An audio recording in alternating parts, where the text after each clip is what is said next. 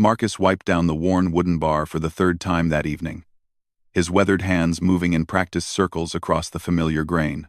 The Wanderer's Rest wasn't much to look at, just another dive bar on the outer rim of Kepler Station, where miners, smugglers, and drifters came to forget their troubles in cheap synthetic alcohol. The neon sign outside flickered between blue and red, casting eerie shadows through the grimy windows onto the mismatched furniture scattered throughout the dimly lit establishment. At 62 years old, Marcus had seen every type of being the galaxy had to offer stumble through his doors. Humans, naturally, made up the majority of his clientele. But he'd served drinks to Zephyrians with their translucent skin, Korthak warriors whose tusks scraped against the rim of their glasses, and even the occasional ethereal, whose gaseous form required specially designed containment suits to interact with solid matter. Nothing surprised him anymore. Or so he thought. The evening had been particularly slow. Only 3 customers occupied the bar. A grizzled human miner nursing a whiskey in the corner booth, a pair of Zephyrian traders arguing in their melodic language over a card game, and old Pete, a regular who'd been coming to the Wanderer's Rest for nearly as long as Marcus had been running it. The steady hum of the station's life support systems provided a constant background noise, punctuated occasionally by the distant rumble of ships, docking or departing from the commercial bays. Marcus had just finished restocking the liquor shelf when the temperature in the bar seemed to drop several degrees. A shadow fell across the entrance, and the automatic doors slid open with their usual mechanical wheeze.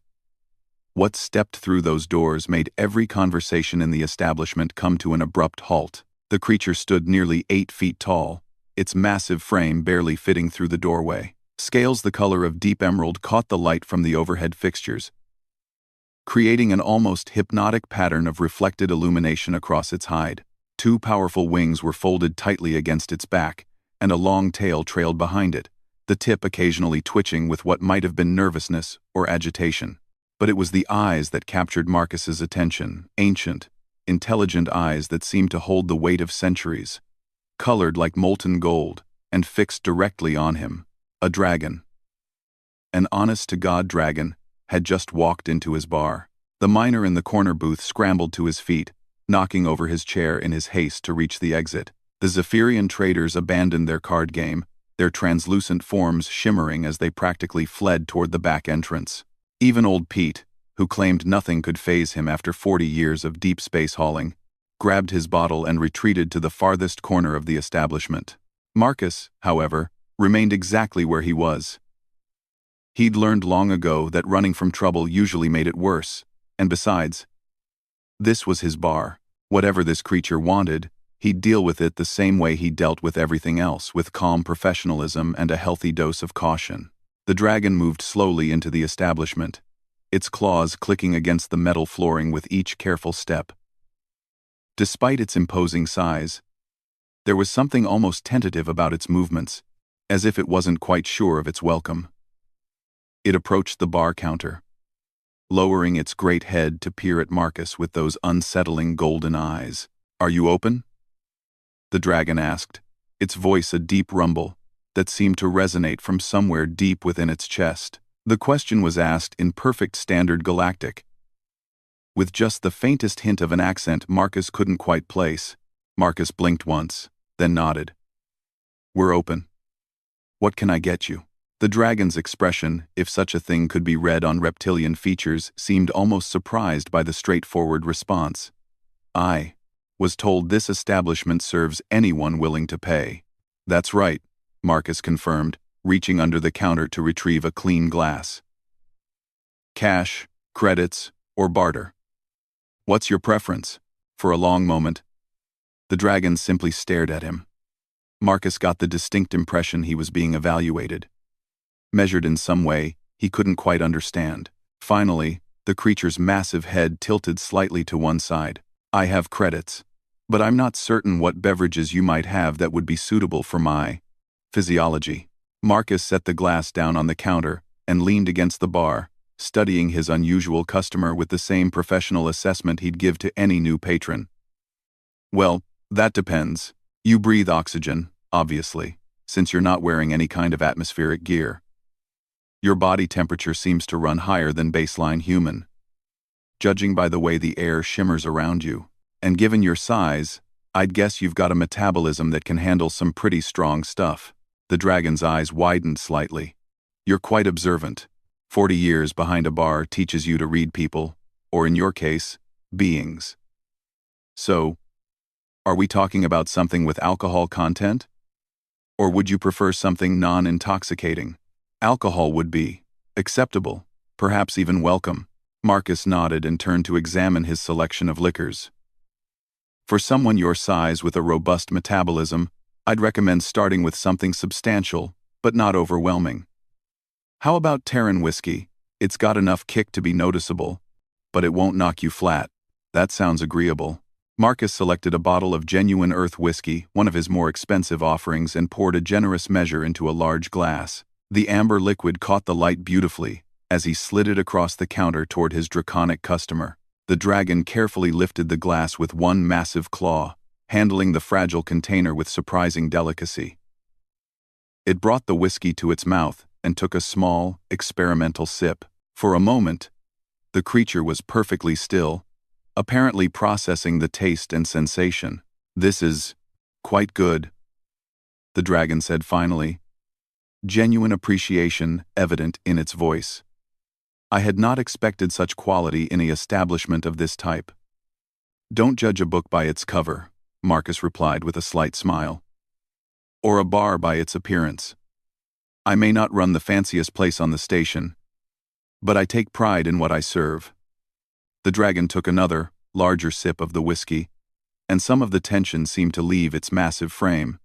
"Indeed, I appear to have underestimated both the establishment and its proprietor."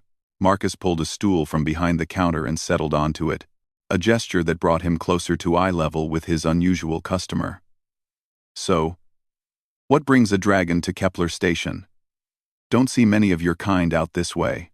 You assume I am what I appear to be.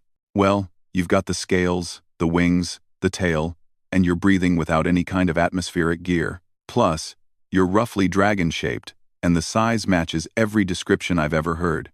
If it walks like a duck and quacks like a duck." The dragon's mouth curved in what might have been amusement. "Your species has the most peculiar sayings. Human nature. We like to simplify complex concepts into memorable phrases. Makes conversation easier." "Human," the dragon repeated, as if tasting the word. "Yes, I can see that. Your kind has a reputation for adaptability."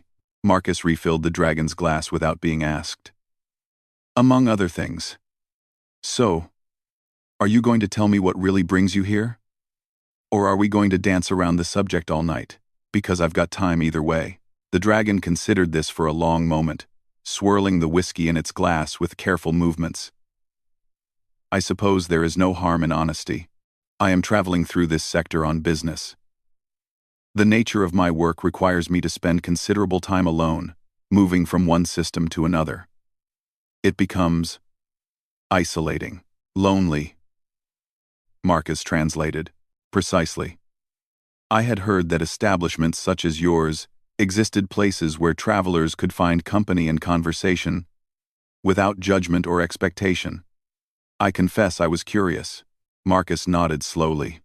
"And so you decided to test the theory by walking into the first bar you could find looking like something out of humanity's oldest legends." "The appearance is not entirely a choice," the dragon admitted. "Though I will grant you, it is not necessarily the most conducive to casual social interaction. Depends on who you're trying to socialize with. Around here, we get all types. Last week, I served drinks to a crystalline collective representative. Basically a sentient gemstone formation. Week before that, it was a hive mind entity that needed 3 separate glasses because it couldn't decide which of its component consciousnesses wanted to taste the beer first." The dragon's golden eyes seemed to brighten with interest. "And how did you accommodate such unusual requirements?" "Same way I'm accommodating you. I treated them like customers who wanted a drink and some conversation. The specifics work themselves out." "Drink? You make it sound simple. It is simple. Complex beings tend to overcomplicate simple things." Marcus leaned back on his stool. studying the dragon's massive form. Take you, for instance. You're clearly intelligent, articulate, and polite. You walked in here looking for the same thing every other customer wants: a good drink, and maybe some company. The fact that you happen to be a dragon doesn't change any of that. The dragon was quiet for several minutes, steadily working its way through the whiskey while apparently lost in thought. The bar around them had gradually returned to something approaching normal activity. The Zephyrian traders had cautiously returned to their table, though they kept glancing nervously in the dragon's direction. Old Pete had moved back to his usual spot, though he was maintaining what he probably considered a safe distance. "You are not what I expected," the dragon said finally. "What did you expect? Fear? Hostility? Perhaps an attempt to contact station security?" Marcus shrugged. "Why would I do any of that? You haven't threatened anyone. You're paying for your drinks, and you're probably the most polite customer I've had all week. Besides, fear and hostility are bad for business. Is it truly that straightforward for your kind? This acceptance of the unknown? For some of us, maybe. Humans are weird that way. We're simultaneously terrified of anything different and fascinated by it. Usually the fascination wins out, especially when the anything different buys, drinks, and tips well." The dragon's rumbling laugh was a sound unlike anything Marcus had ever heard, deep and resonant, with harmonics that seemed to vibrate through the floorboards. Several of the other patrons jumped at the noise, but Marcus found it oddly comforting. "I believe I understand why my sources recommended this establishment," the dragon said. "Your perspective is refreshing. Glad to hear it. Another whiskey? Please." As Marcus poured the third drink, he couldn't help but notice that his draconic customer seemed to be growing more relaxed with each passing minute. The rigid formality was gradually giving way to something more conversational, more natural. "So," Marcus said as he slid the fresh glass across the counter, "do you have a name, or should I just keep thinking of you as the dragon?" The creature paused, glass halfway to its mouth. "Names have power where I come from. They carry weight and responsibility. Around here, names are just a way to get someone's attention. Mine's Marcus, by the way. Marcus Chen." "Marcus," the dragon repeated carefully, as if testing the sound. "It suits you. And yours?" Another long pause. Finally, the dragon spoke a single word in a language Marcus didn't recognize, a complex arrangement of syllables that seemed to incorporate sounds no human throat could possibly produce. Marcus blinked. "I'm going to need something a little more phonetically accessible." The dragon's golden eyes seemed to dance with amusement. "Of course, in your language, you may call me Korith." "Korith it is." Marcus extended his hand across the counter. "Pleasure to meet you, Korith." The dragon stared at the offered hand for a moment, then carefully extended one massive claw to gently touch Marcus's palm. The contact lasted only a second, but Marcus could feel the incredible heat radiating from the creature's hide. "The pleasure is mine, Marcus Chen." As the evening progressed, Marcus found himself genuinely enjoying the conversation. Korith was well-traveled and remarkably well-informed about galactic affairs, offering insights into economic trends and political developments that Marcus found fascinating. The dragon seemed equally interested in Marcus's stories about life on the rim stations, asking thoughtful questions about everything from mining operations to interspecies trade relationships. It was nearly closing time when Korith finally drained his last glass and carefully placed it on the counter. The dragon had consumed nearly half a bottle of whiskey without showing any apparent effects of intoxication, confirming Marcus's initial assessment about its metabolism. "Thank you, Marcus Chen," Korith said formally. "This evening has been more enjoyable than I had dared hope." "Come back any time," Marcus replied, meaning it. "The Wanderer's Rest is always open to travelers." Korith studied him for a long moment. "You truly mean that?" "Of course I do. Even knowing what I am? Especially knowing what you are. Good conversation is rare out here, and you're interesting company." The dragon's expression shifted to something Marcus couldn't quite read. "You are a remarkable individual, Marcus Chen. Your species is fortunate to count you among their number." Before Marcus could respond to that oddly formal statement, Korith had turned and was making his way toward the exit. The dragon paused at the doorway and looked back. "With your permission, I would like to return tomorrow evening. Looking forward to it. Korath nodded once and disappeared through the automatic doors. Marcus watched through the grimy windows as the massive figure made its way down the station's main corridor, drawing stairs and quickly cleared paths from other pedestrians. Old Pete shuffled up to the bar, clutching his empty bottle. Marcus, you've lost your damn mind. Why's that, Pete? You just spent the evening chatting with a dragon like it was the most natural thing in the universe. Marcus began collecting empty glasses from the other tables. And dragons are dangerous, son. Powerful. That thing could have torched this whole place without breaking a sweat. But it didn't, Marcus pointed out reasonably. It ordered whiskey, paid for its drinks, and had a conversation. Same as any other customer. Pete shook his grizzled head. You're either the bravest man I've ever met, or the craziest. Marcus smiled as he loaded glasses into the cleaning unit. Pete, after 40 years in this business, I've learned that the two aren't mutually exclusive. As he finished closing up the bar for the night, Marcus found himself looking forward to Korath's promised return visit. There had been something about the dragon, a loneliness, perhaps, or a weariness that spoke to the older human's understanding of what it meant to be isolated in the vast emptiness of space. The Wanderer's Rest had always been a place where travelers could find respite from their journeys. Tomorrow, it would continue that tradition. Dragon or no dragon, Marcus locked the door behind him and headed toward his small apartment in the station's residential section. Behind him, the Wanderer's Rest sat quiet and dark, waiting for another day. Another collection of stories and souls seeking shelter from the endless night between the stars. In the depths of space surrounding Kepler Station, a small but luxurious vessel hung in the shadows beyond the shipping lanes. Its hull bore no markings, no identification that might reveal its origins, or the identity of its passenger. Inside the ship's opulent quarters, a figure that bore little resemblance to the dragon that had visited the bar sat in contemplation, staring out at the distant stars. The evening's experiment had yielded unexpected results. The human Marcus Chen represented something the figure had not encountered in decades of rule across multiple star systems. Here was a being who treated others based on their actions rather than their appearance or reputation, who offered hospitality without expectation of reward or recognition of status. It was a quality that would be remembered, filed away in a mind that had catalogued the strengths and weaknesses of countless species across the galaxy. Tomorrow would bring another test.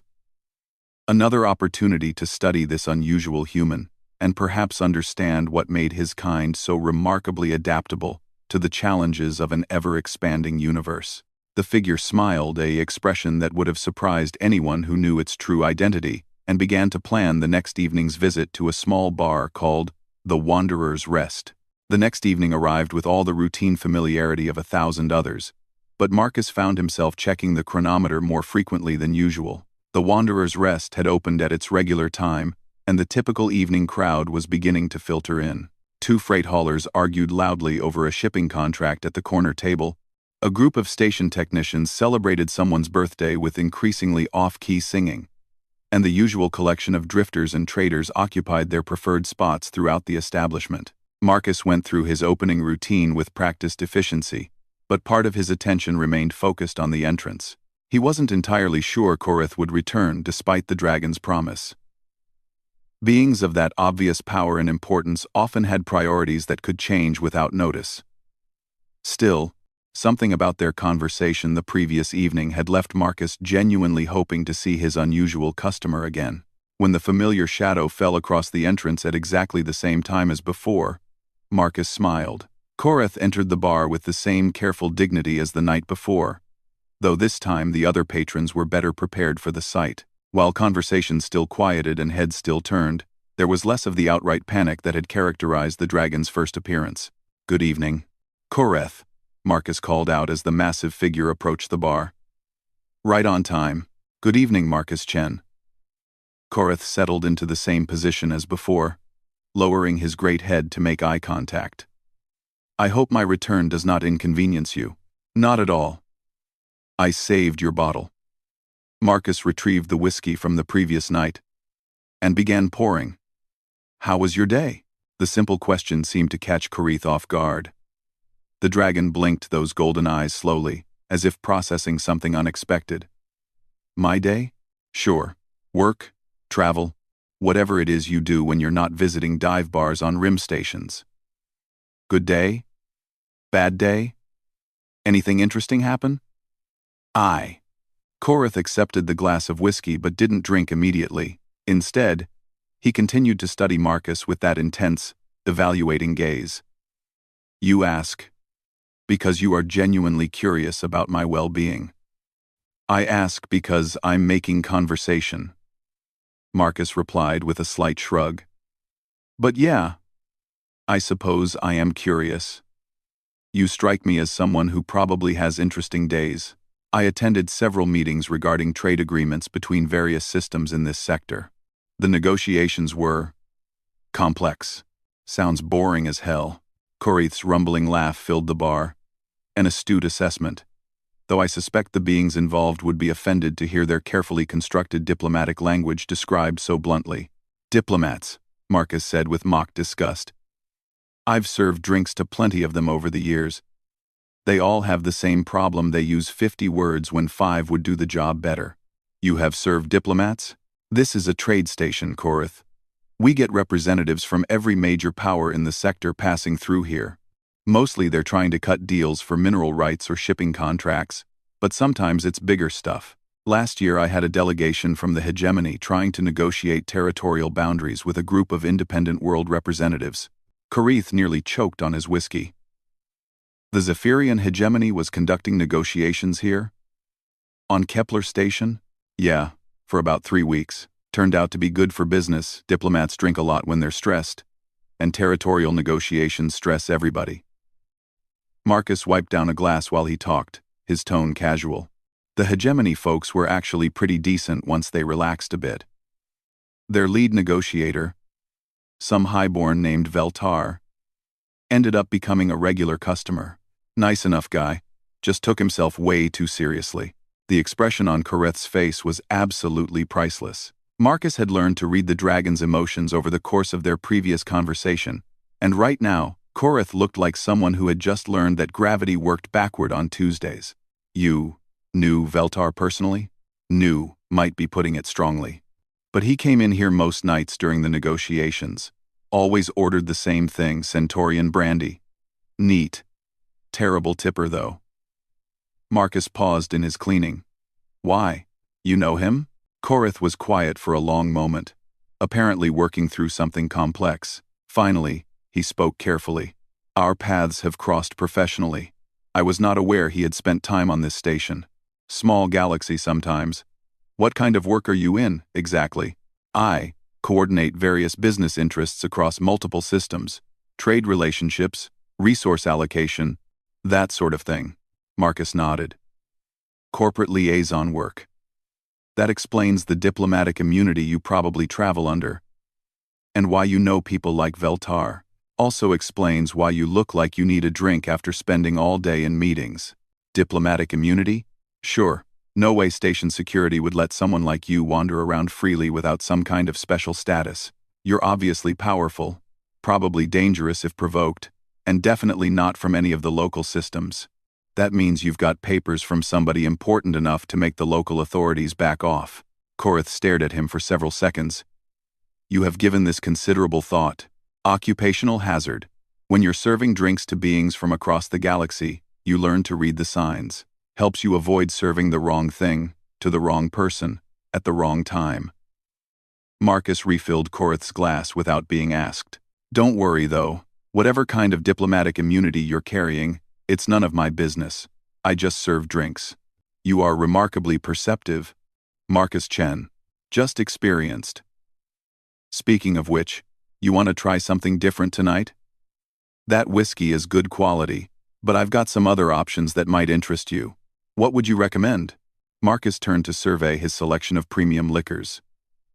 Well, if you're feeling adventurous, I've got a bottle of Andromedan fire wine. Fair warning, it's got a kick that'll knock most beings flat.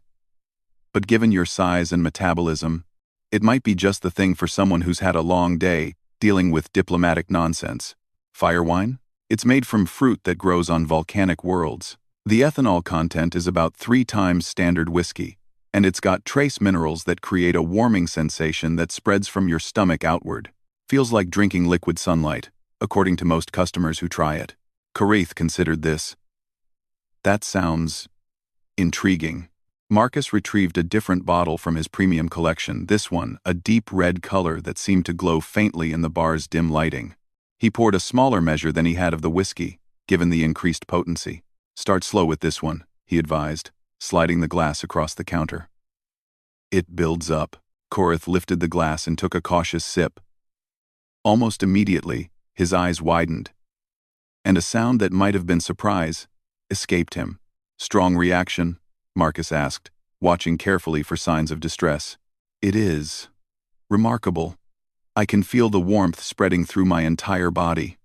Korath took another, slightly larger sip. This is unlike anything I have experienced. Good unlike. Or bad unlike. Definitely good. This fire wine, is it difficult to obtain? Expensive, but not impossible. Why? Why? Korath didn't answer immediately, apparently too focused on the sensations created by the exotic liquor. When he finally spoke, his voice carried a note of genuine amazement. In all my travels, across dozens of systems and hundreds of worlds, I have never encountered anything quite like this. How did you come to stock such a unique beverage? Marcus settled back onto his stool. Trader came through about 6 months ago. She was hauling a cargo of rare goods from the Andromeda Galaxy, spices, artwork, luxury items, that sort of thing. Problem was, her ship had taken damage during the journey, and she needed repairs she couldn't afford. So we worked out a trade. I covered her repair costs in exchange for a case of the fire wine and some other interesting items. You financed a stranger's ship repairs? She wasn't exactly a stranger. Captain Sarah Rodriguez, she'd been through here before. Good customer, honest trader, just hit a streak of bad luck. Sometimes you help people because it's the right thing to do. Korath set down his glass and fixed Marcus with that intense golden stare. You risked a significant sum on the assumption that this trader was trustworthy. Wasn't really a risk. Sarah's got a reputation for keeping her word. Besides, even if she'd disappeared, I would have been out the repair costs but up a case of fire wine worth 10 times that amount. Sometimes the best investments are in people. And has Captain Rodriguez returned since then? Every few months. She always makes a point of stopping by when she's in system. Actually brings me interesting items from her travels, now considers it a way of saying thanks for the help. Marcus gestured toward a shelf behind the bar, where several unusual artifacts were displayed. That crystalline sculpture is from a world in the Magellanic Clouds. The metal carving next to it came from a space station in the void, between a region so isolated that most maps don't even acknowledge it exists. Korath followed Marcus's gesture, studying the displayed items with obvious interest. These are not merely decorative items. Several of these artifacts represent cultural treasures from civilizations that have had no contact with this sector of the galaxy. Yeah, Sarah mentioned that some of them were pretty rare. I just think they're beautiful. Beautiful. Korath repeated slowly. You display priceless artifacts from across the galaxy in your establishment. Because you find them aesthetically pleasing. Well, also because they make good conversation pieces. Customers like hearing the stories behind them. Crives. Korath drained his glass of fire wine and sat in silence for several minutes. Marcus could practically see the wheels turning in the dragon's mind, though he couldn't begin to guess what thoughts were occupying his attention. Marcus Chen, Korath said finally. May I ask you a hypothetical question? Sure. Suppose you discovered that someone you had befriended, someone you had treated with kindness and hospitality, was not what they appeared to be. Suppose this individual held a position of considerable authority and influence, far beyond anything you had imagined. How would that knowledge change your behavior toward them? Marcus considered the question seriously. Well, I suppose it would depend on whether they'd been lying to me or just not volunteering information. What is the distinction? Lying means deliberately deceiving someone. Not volunteering information just means keeping your private business private. There's a difference. And if it was the latter, then I'd probably wonder why they felt the need to keep secrets, but I wouldn't hold it against them. People have all kinds of reasons for wanting privacy. Maybe they're tired of being treated differently because of their job or their background. Maybe they just want to relax without having to deal with the expectations that come with whatever position they hold. Korath leaned forward slightly. You would not feel betrayed by the deception? What deception? If someone wants to come into my bar and pretend to be a regular customer instead of whoever they really are, that's fine with me. I'm not running background checks on people I'm serving drinks. Even if this hypothetical individual held authority over matters that directly affected your life and the lives of everyone on this station? Marcus shrugged. Especially then. Someone with that kind of responsibility probably doesn't get many chances to just be a regular person having a normal conversation. If they want to spend an evening drinking fire wine and talking about trade negotiations, I'm happy to accommodate them. Korath was quiet for a long time after that, staring into his empty glass, as if it contained answers to questions Marcus couldn't even guess at. The bar continued to bustle around them, but their corner of the establishment felt strangely isolated, as if the conversation they were having existed in a bubble separate from the rest of the universe. You are a very unusual human, Marcus Chen, Korath said eventually. So, I've been told. Usually it's not meant as a compliment. In this case, it most definitely is. Marcus began cleaning glasses again, a routine task that helped him think. Can I ask you something now? Of course. Are we still talking hypothetically? Korath's golden eyes met his across the counter, and for a moment Marcus felt as if he was being evaluated by something far more ancient and powerful than a simple traveler passing through the Rim territories. What do you think? Korath asked quietly. I think you're someone important who's gotten tired of being important all the time. I think you heard about a bar where nobody asks too many questions and everyone gets treated the same way, and you decided to see if it was true. And I think you're probably not used to people treating you like a regular customer instead of whatever it is you really are. And does knowing this change anything for you? Marcus looked around his bar at the mismatched furniture, the flickering neon sign, the collection of artifacts from across the galaxy, the patrons who came here looking for nothing more complicated than a good drink and some companionship. When he looked back at Korath, he was smiling. Not a damn thing. You want another fire wine? For the first time since entering the Wanderer's Rest, Korath smiled. Really smiled. Not just the polite expression he'd worn during their previous conversations, but a genuine expression of warmth and something that might have been relief. Yes, Marcus Chen. I believe I would like that very much. As Marcus poured another measure of the Andromedan fire wine, neither of them noticed the small figure watching from the shadows near the back exit.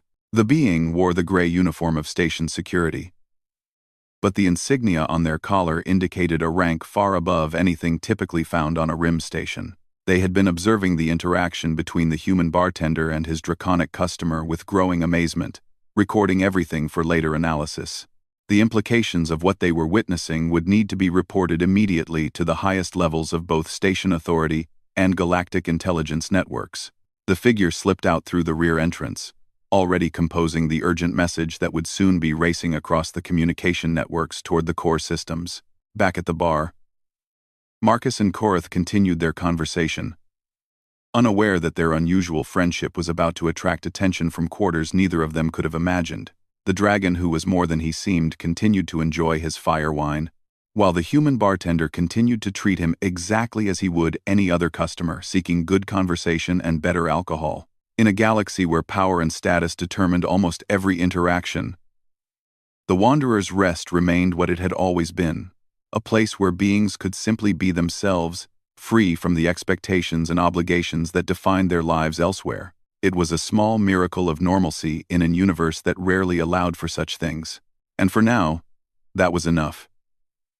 3 days passed before Korath returned to the Wanderer's Rest, and Marcus found himself genuinely worried about his unusual customer's absence. The dragon had visited every evening since their first meeting, establishing a pattern that had become as regular as the station's artificial day cycle. When the third evening came and went without any sign of Korath, Marcus began to wonder if their conversation about hypothetical secrets had somehow driven his friend away. On the fourth day, however, other concerns took precedence over a missing customer. Marcus arrived at his bar to find 2 humans in expensive suits, waiting by the entrance. Their clothing was too clean, too perfectly fitted, and too obviously costly for anyone who belonged on a rim station. More telling were the neural interface ports visible behind their ears, the kind of high-end augmentation that only government officials and corporate executives could afford. Mr. Chen? The taller of the two stepped forward as Marcus approached with his keys.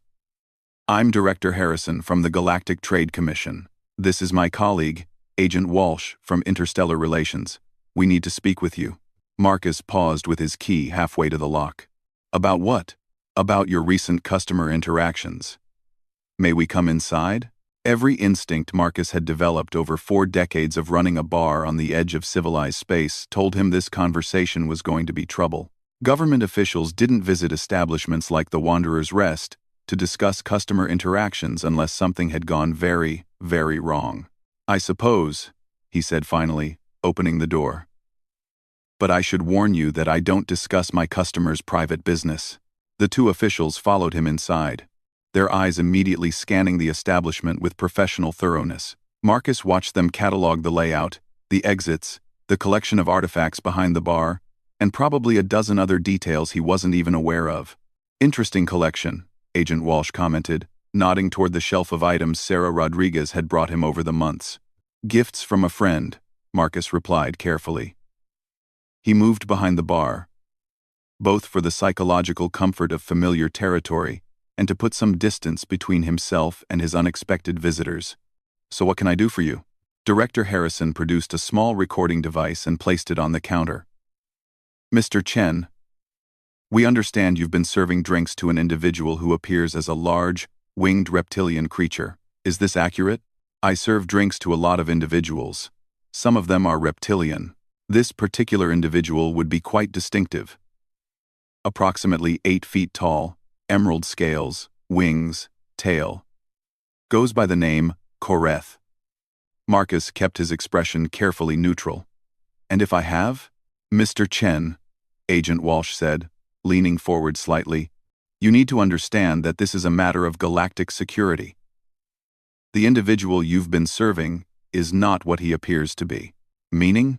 Director Harrison activated the recording device, and a holographic display materialized above the counter. The image showed Koreth as Marcus knew him, the massive dragon settling into position at the bar, accepting a glass of whiskey. But as Marcus watched, the image shifted. Layers of the hologram peeling away to reveal something else entirely. The figure that emerged from beneath the draconic appearance was humanoid but clearly not human. Tall and elegant, with features that seemed to combine the best aspects of several different species, skin that held a faint luminescence, eyes that shifted color like prismatic crystals, and an overall bearing that spoke of absolute authority. Most striking, however, were the robe's elaborate garments that sparkled with what looked like captured starlight. This, Director Harrison said quietly, is Emperor Zarthai of the Corethian Empire. He controls 17 star systems, commands a fleet of over 10,000 warships, and has absolute authority over the lives of roughly 40 billion beings. Marcus stared at the holographic image, his mind racing to process this information. Emperor, one of the most powerful individuals in this section of the galaxy, Agent Walsh confirmed. He's been missing from his capital world for nearly 2 weeks. His government claims he's conducting a diplomatic tour, but our sources indicate they have no idea where he actually is. And you think he's been coming to my bar? We don't think it, Mr. Chen. We know it. We have surveillance recordings, energy signature analyses, and witness statements. The individual you know as Koreth is definitely Emperor Zarthai. Marcus looked from the holographic image to the 2 officials and back again. Okay, so? Director Harrison blinked. So what do you want from me? You've figured out where he is. If you need to contact him for some kind of official business, I assume you have ways to do that don't involve visiting dive bars. Agent Walsh leaned back in her chair, studying Marcus with obvious confusion. Mr. Chen, you don't seem to understand the gravity of this situation. You've been serving alcohol to one of the most powerful beings in the galaxy, an individual whose decisions can determine the fate of entire star systems. And he's been drinking Terran whiskey and Andromedan fire wine while complaining about boring diplomatic meetings. What exactly am I supposed to be upset about? And is that? I work, I won. The two officials exchanged glances. Director Harrison cleared his throat. Mr. Chen, we need to know everything about your interactions with the Emperor. Every conversation. Every topic discussed. Any requests he may have made. Any information he may have sought. No. Excuse me? Marcus crossed his arms and fixed both officials with a steady stare.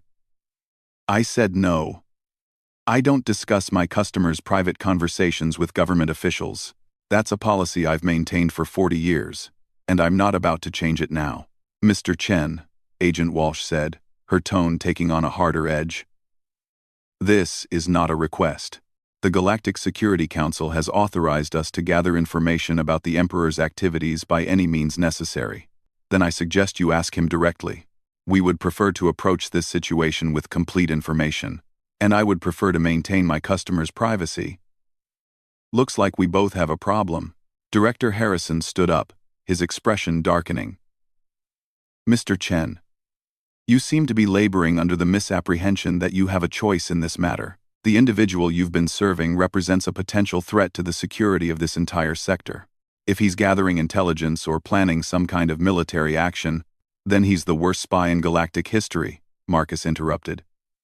Because all he's done is drink my liquor and talk about how boring trade negotiations are. You don't understand. I understand perfectly. Marcus moved closer to the counter, putting himself directly across from the two officials. You've got a powerful individual who's gone off script, and that makes you nervous. You want to know what he's up to, who he's talking to, what he might be planning. The problem is, you're asking the wrong questions. What do you mean? You want to know what Emperor Zarthai has been doing in my bar. But you haven't asked why he's been coming here in the first place. Agent Walsh frowned. Why? Because he's lonely. Because he's tired of being treated like a political symbol instead of a person. Because he wanted to have a normal conversation with someone who didn't know or care about his title. Marcus gestured toward the holographic image, which still showed the Emperor in his true form. Look at him. When's the last time you think someone offered him a drink without expecting something in return? The two officials were quiet for a moment. Finally, Director Harrison spoke. Mr. Chen, even if your assessment is correct, that doesn't change the security implications. The conversation was interrupted by the sound of the bar's entrance opening. Marcus looked past his unwelcome visitors to see a familiar, massive figure silhouetted in the doorway. Korath entered with his usual careful dignity, but stopped short when he noticed the two government officials. I apologize, the dragon said formally. I was not aware you had other business to conduct, Marcus Chen. I can return at another time. Director Harrison and Agent Walsh had both turned to face the new arrival, and Marcus could see the tension in their posture. Both officials had their hands hovering near what were probably concealed weapons. Actually, Marcus said loudly enough for everyone to hear, these two were just leaving. Mr. Chen, Director Harrison started. They were just leaving, Marcus repeated firmly. My bar doesn't open to the public for another hour, and I've got prep work to do. For a moment, the situation balanced on a knife's edge. Marcus could feel the potential for violence in the air, the way he'd learned to sense trouble brewing among customers who'd had too much to drink. But then Korath spoke again, his voice carrying a subtle tone of authority that hadn't been present before. Perhaps it would be best if we allowed Mr. Chen to return to his normal routine. I'm certain any business you have with him can be addressed through appropriate channels. It wasn't a suggestion, despite the polite phrasing. Director Harrison and Agent Walsh both recognized the implicit command in those words. They gathered their equipment and headed toward the exit. But Director Harrison paused at the door. Mr. Chen, this conversation isn't over. Yeah, it is, Marcus replied calmly. Unless you've got a warrant or some other legal documentation that requires me to cooperate, we're done here.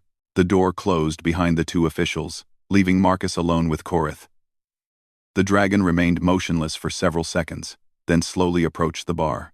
I believe I owe you an explanation, Korath said quietly. Marcus was already reaching for the bottle of Andromedan fire wine. Do you? Those individuals came here because of me, because of who I am. I figured that out. Marcus poured 2 glasses of the fire wine, one for Coreth, and, unusually, one for himself. The question is whether it changes anything. Coreth accepted his glass but didn't drink. You know then. My true identity. Emperor Zarthai of the Corethian Empire. Apparently, ruler of 17 star systems, commander of 10,000 warships, authority over 40 billion beings. Marcus raised his own glass in a mock toast. Congratulations, hell of a resume. You are not angry that I deceived you? Marcus took a sip of the fire wine, feeling the familiar warmth spread through his chest. Were you deceiving me? I did not reveal my true nature. Did I ask? Coreth blinked those golden eyes slowly. No. You did not. Did you lie to me about anything? I do not believe so. Did you threaten anyone, cause any trouble, or behave in any way that would make me regret serving you drinks? No. Marcus set down his glass and leaned against the counter. Then as far as I'm concerned, you're still just Coreth, a traveler with interesting stories and a taste for quality liquor. The rest of it, the titles, the empire, the political implications, that's not my department. Coreth stared at him for a long moment, then began to laugh. It started as the familiar deep rumble Marcus had come to enjoy, but gradually built into something more, a sound of pure relief and genuine joy that filled the entire establishment. You are remarkable, Marcus Chen, Coreth said when he finally regained control. In all my years of rule, across dozens of worlds and countless interactions with beings of every description, I have never encountered anyone quite like you. I get that a lot. Do you understand what this means? What my true identity implies about the power I could bring to bear on this situation? Marcus shrugged. You could probably have those 2 government types arrested. Maybe shut down their investigation entirely. Hell, you could probably buy this entire station if you felt like it. All of that and more. But you won't. What makes you so certain? Because if you were the kind of person who solved problems by throwing your weight around, you never would have come here in the first place. Someone who abuses their power doesn't go looking for normal conversation in dive bars. Coreth lifted his glass and took a long drink of the fire wine. You continue to surprise me with your insights. It's not that complicated. People are people, no matter what they look like or what titles they carry. You wanted to be treated like a regular customer instead of an emperor, so that's how I treated you. The fact that you actually are an emperor doesn't change the basic equation. Most beings would see it differently. They would view my position as an opportunity for personal advancement. Most beings are idiots. Marcus refilled both their glasses. Besides, what would I want from an emperor? I've got a good business, loyal customers, and enough interesting stories to last me several lifetimes. What more does a man need? Coreth was quiet for several minutes, apparently lost in thought. When he spoke again, his voice carried a note of something Marcus couldn't quite identify. Marcus Chen, I have a confession to make. Oh, when I first came to your establishment, it was not entirely by chance. I had heard reports about this place, about a human who treated all customers equally regardless of their species or apparent status. I was curious to see if such a person truly existed. Marcus nodded slowly. And I have spent most of my adult life surrounded by beings who tell me only what they believe I want to hear, advisors who compete for my attention, diplomats who speak in carefully constructed phrases designed to reveal nothing, subjects who view me as a symbol rather than an individual. Coreth met Marcus's eyes across the counter. You are the first person in decades to treat me as simply another customer, seeking good conversation and better alcohol. Is that a problem? On the contrary, it has been the most refreshing experience I have had in longer than I care to calculate. Marcus raised his glass again. Then here's to refreshing experiences and good conversation. Indeed. They drank in comfortable silence, but Marcus could sense that something more was coming. Sure enough, after a few minutes, Coreth spoke again. Marcus Chen, I have a proposition for you. I'm listening. My empire spans 17 systems, but it lacks something important. It lacks a place where beings can simply be themselves, free from the constraints of politics and status. A place like the Wanderer's Rest. Marcus set down his glass carefully. What exactly are you suggesting? Come with me. Bring your establishment, your philosophy, your remarkable ability to see past appearances and treat everyone with equal dignity. I can offer you resources beyond anything you've imagined, the finest ingredients from across the galaxy, customers from hundreds of different worlds, the opportunity to create something truly unique. And in return, you continue doing exactly what you have always done. You serve drinks. You listen to stories. You treat emperors and minors with the same courtesy and respect. The only difference would be the scale. Marcus considered this for a long time, looking around the familiar interior of the Wanderer's Rest, the scarred wooden bar, the mismatched furniture, the collection of artifacts from Sarah Rodriguez's travels, the neon sign that flickered between blue and red. All of it represented 40 years of his life, 40 years of stories and relationships, and small moments of human connection. That's a generous offer, he said finally, but I think I'll pass. Quote, Corith's expression showed genuine surprise. May I ask why? Because this place works precisely because it's not grand or imperial or designed to impress anyone. It's just a bar where people can come to forget their troubles and maybe find some company. The moment you turn it into something official, something sponsored by the Corithian Empire, it stops being what it is. I had not considered that perspective. Besides, Marcus added with a smile, if you really want a place like this in your empire, you don't need me to create it for you. You need to find someone like me who's already there. Someone who's been serving drinks and listening to stories and treating everyone like equals, without any official sanction or imperial approval. Corith was quiet for a long time after that, working his way through his fire wine, while apparently processing everything Marcus had said. Finally, he nodded slowly. Once again, you demonstrate wisdom I had not anticipated. You are correct, of course. The value of what you have created here lies precisely in its independence, its lack of official status or imperial oversight. Glad you understand. I do, which brings me to a different request. What's that? May I continue to visit? Not as Emperor Zartai conducting official business, but simply as Corith, a traveler who has found good conversation and better alcohol in an unexpected place? Marcus grinned and reached for the bottle of fire wine. Corith, you don't even need to ask. The Wanderer's Rest is always open to travelers, regardless of what they do for a living. As the evening progressed, their conversation returned to the comfortable territory they had established over the previous week. Corith told stories about the various worlds in his empire, while Marcus shared anecdotes about the endless parade of interesting characters who had passed through his establishment over the years. Neither mentioned emperors or governments or galactic security concerns. When Corith finally prepared to leave, he paused at the door as he had on his first visit. Marcus Chen. Thank you. For what? For treating an emperor like a regular customer. For reminding me what it feels like to be simply a person having a conversation with another person. For demonstrating that some things in this galaxy are more valuable than power or status or official recognition. Marcus raised his glass in farewell. Come back anytime, Corith. You know where to find me. The dragon nodded once and disappeared into the corridors of Kepler Station. Marcus finished cleaning up and closed the bar. But as he prepared to leave, he noticed a small package sitting on the counter where Corith had been sitting. Inside, he found a bottle of liquid that seemed to contain captured starlight. It swirled and glowed with an inner radiance unlike anything he had ever seen. A note attached to the bottle was written in elegant script, for a remarkable human who understands the true meaning of hospitality. This is fire wine from the imperial vineyards of Corithia Prime, a vintage that has never been shared outside the royal family. Serve it to someone who deserves to taste starlight.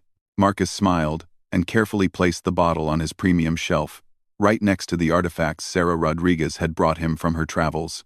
Tomorrow would bring new customers, new stories, new opportunities to practice the philosophy that had made the Wanderer's Rest what it was.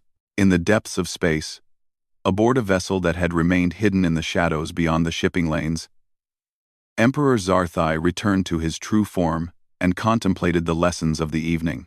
His advisors would be expecting reports on trade negotiations and diplomatic initiatives, But instead he found himself thinking about the nature of true leadership and the value of treating others with simple human dignity.